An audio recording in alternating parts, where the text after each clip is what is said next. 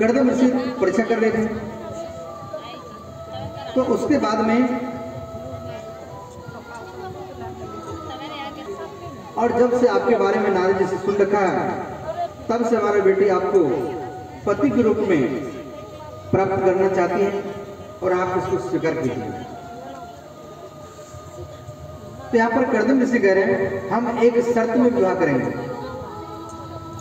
जब तक एक संतान नहीं होगा तब तक हम इसके साथ में रहेंगे, और जब एक संतान हो जाएगा तो इसको छोड़ करके हम तपस्या करने के लिए चले जाएंगे।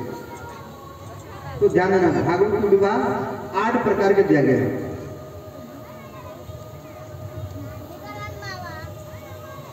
तो पहला विवाह है, बोले श्री वृंदावन बिहारी लाल। तो पहला विवाह क्या है? माता पिता जहां पसंद करे बेटी को वहीं पर रहना चाहिए, जिसको कहता है ब्रह्म विवाह। दूसरा है, कोई देवता आपको सपने दिया या आकाशवाणी सुनाया, अपने बेटी का विवाह करो, तो इसको बोलते हैं दैविक विवाह। तीसरा क्या है? कोई महान ज्ञानी ऋषि को घर में बुला करके अपनी कन्या को सोने चांदी कपड़ा दे करके दान किया जाता है, तो इसको बोलते हैं आर्य विवाह। चौथा है, जिसके घर में संतान नहीं है, लड़का ही लड़का है, तो वो पिता शर्त रखते हैं जो मेरे बेटे से विवाह करेगा उसको मेरे घर में ही रहना पड़ेगा, जिसको कहा था भागवत में प्रजापत्य विवाह, और ग्रामीण भाषा में घर जमाई। जो लड़का विवाह करके ससुराल में रह जाता है उसको घर जमाई बोलता है, भागवत में कहा गया प्रजापत्य। पांचवा है, किसी कन्या के पिता को या भाई को धन दे करके कन्या को खरीद करके लेना, इसको बोलते हैं आर्य विवाह, आसुरी विवाह। छठवां है, कोई कन्या या कोई पुत्र माता पिता को बिना बताए किसी कोर्ट में या किसी मंदिर में जाकर के विवाह कर लेता है, तो इसको कहा जाता है कोर्ट मैरिज। मंदिर या कोर्ट में विवाह करता है तो इसको कोर्ट मैरिज कहा जाता है। इसको भागवत में कहा गया गंधर्व विवाह।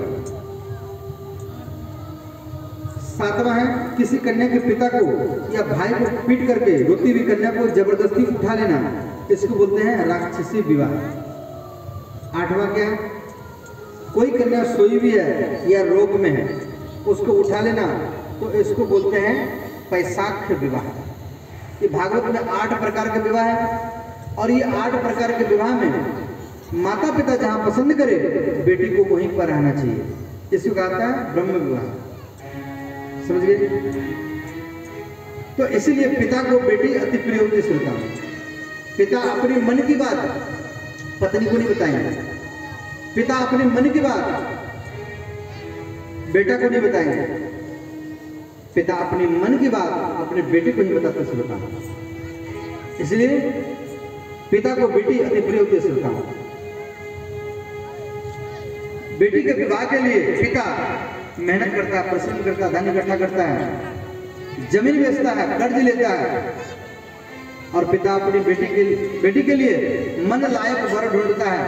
और जब तक पिता को बेटी के अपने मन लायक वर नहीं मिलेगा तब तक वो पिता अपनी बेटी का विवाह नहीं करते श्रोता। पुत्र पास में रह करके इतना सेवा नहीं करता पिता का जितना सेवा बेटी दूर में रह करके करती है। पिता मरने के बाद में जब पुत्र अग्निदान करता है, अग्नि संस्कार करके घर में आता है, जब पिंड दान करता है तब जाकर के उसके पिता वैकुंठ में जाते हैं। परंतु बेटी जीते जी अवस्था में अपने पिता को वैकुंठ भेज देती श्रोता। बेटी का हाथ दूल्हा के हाथ में देता है, उसको क्या बोलते हैं आप लोग? कन्यादान। सबसे बड़ा दान है कन्यादान। जब बेटी का हाथ पिता पकड़ करके दूल्हा के हाथ में सौंपता है तो उसी समय वो पिता कहते हैं इमाम कन्या धर्म पर्जनो अर्थात तुभ्यम ददामि। वो पिता कहते हैं आज मैं अपनी बेटी को आपको दान कर रहा हूं आपके वंश को बढ़ाने के लिए, धर्म के लिए। तो उसी समय बेटी कन्यादान करते समय बेटी अपने पिता को वैकुंठ भेज देती है, श्रोताओं स्वर्ग भेज देती है। विवाह और वो दुल्हा भी